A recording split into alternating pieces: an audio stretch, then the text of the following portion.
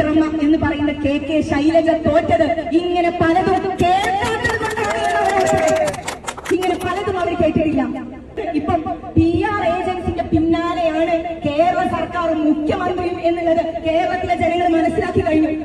അധികാരത്തിലേറിയപ്പോ പറഞ്ഞത് ഞങ്ങൾ ഒരു PR വർക്ക് നടത്തുന്നില്ല.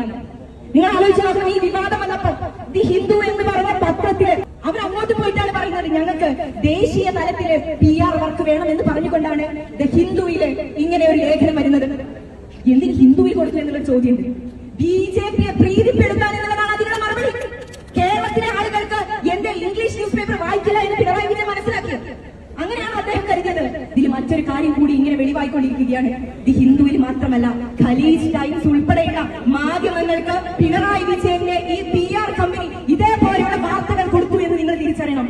ഇങ്ങനെ ഒരു അവസരത്തിൽ പ്രീതിപ്പെടുത്താൻ വേണ്ടിയിട്ട്, നരേന്ദ്രമോദിയെയും അമിത്ഷായും പ്രീതിപ്പെടുത്താൻ വേണ്ടിയിട്ട് ഈ പിണറായി വിജയൻ നടത്തുന്ന സർക്കസിൽ ഒരു കാര്യമാണ് അവരോട് പറയാനുള്ളത്. കേരളത്തിലുള്ള BJP സംവിധാനത്തിലെ അതിന്റെ പ്രസിഡന്റായിട്ടുള്ള K സുരേന്ദ്രനെ ഒന്ന് മാറ്റി നിർത്തിയിട്ട് അവിടേക്ക് പിണറായി വിജയനെ നിങ്ങൾ ഇരുത്തിച്ചാൽ ഈ സംവിധാനം പിണറായി വിജയൻ RSS ചെയ്തു കൊടുക്കുന്ന ഏറ്റവും നല്ല സംവിധാനമായിട്ട് കാണും. ആ രൂപത്തിലാണ് ഇന്ന് ഇവർ കേരളത്തിന്റെ ഓരോരോ ഭാഗങ്ങൾ ഇങ്ങനെ തീരെഴുതി കൊടുക്കുന്നത്. മലപ്പുറം ജില്ലയെ കുറിച്ച് പറയുന്നു, കാസർഗോഡ് ജില്ലയെ കുറിച്ച് പറയുന്നു.